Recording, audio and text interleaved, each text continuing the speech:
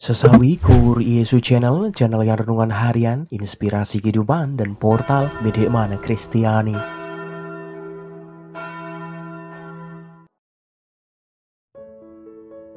Damai sejahtera beserta kita.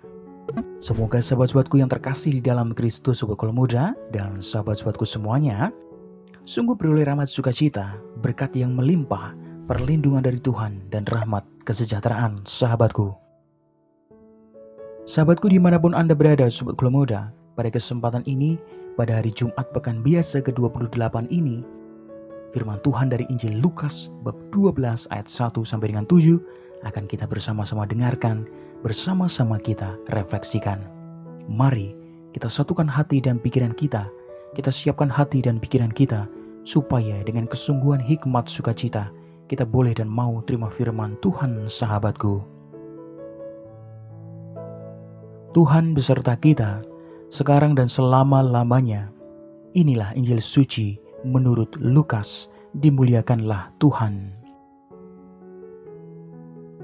Sekali peristiwa, berkerumunlah beribu-ribu orang, sehingga mereka berdesak-desakan.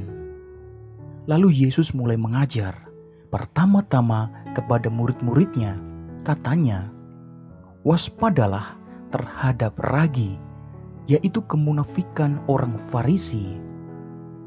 Tidak ada sesuatu pun yang tertutup yang tidak akan dibuka, dan tidak ada sesuatu pun yang tersembunyi yang tidak akan diketahui. Karena itu, apa yang kamu katakan dalam gelap akan kedengaran dalam terang, dan apa yang kamu bisikkan ke telinga di dalam kamar akan diberitakan dari atas atap rumah.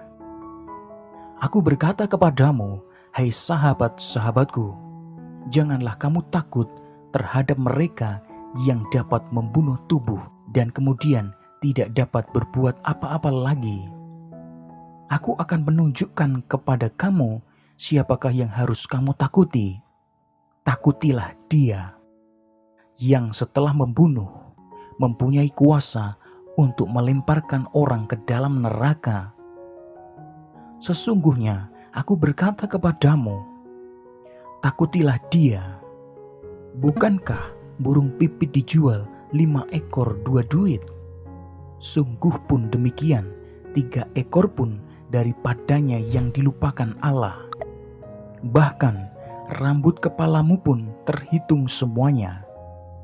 Karena itu jangan takut, karena kamu lebih berharga daripada banyak burung pipit." Demikianlah sabda Tuhan. Terpujilah Kristus.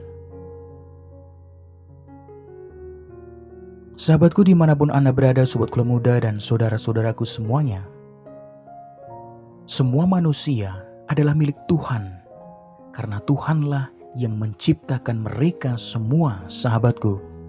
Lantas pertanyaannya, apakah keistimewaan orang Kristen yang mengaku diri sebagai milik Tuhan? Sahabatku, keberuntungan kita adalah Roh Kudus yang sungguh memampukan kita untuk mengakui bahwa kita adalah milik Tuhan, sahabatku. Sahabatku yang terkasih, sebagai milik Tuhan, Ia melengkapi kita dengan roh keberanian dan kebijaksanaan. Maka sahabatku yang terkasih, dari situ kita perlu hidup sebagai orang yang sudah diurapi oleh Roh Kudus, yaitu berlaku berani dan bijaksana, sahabatku. Sahabatku dimanapun Anda berada, kita tidak perlu takut menghidupi dan mewartakan iman kita di tengah dunia, sahabatku. Semakin banyak kita mengalami penolakan dan penderitaan karena iman kita, sungguh semakin kuat pula iman kita, sahabatku. Hanya satu yang perlu kita takuti adalah Tuhan sendiri. Meskipun demikian, sahabatku yang terkasih, kita perlu juga bijaksana loh. Yesus tidak hanya mengajarkan kita untuk tidak takut, tetapi juga untuk waspada, sahabatku. Sahabatku yang terkasih di dalam Kristus, sungguh kita perlu kreatif loh dalam menjalankan iman kita, sahabatku. Jika hak kita mendirikan rumah ibadah dipersulit, kita dapat beribadah dari rumah ke rumah, sahabatku. Sahabatku yang terkasih, ada banyak jalan dalam mewartakan Kristus. Jika kita dilarang berbicara tentang Yesus, kita dapat menjadikan internet sebagai sarana penginjilan, sahabatku.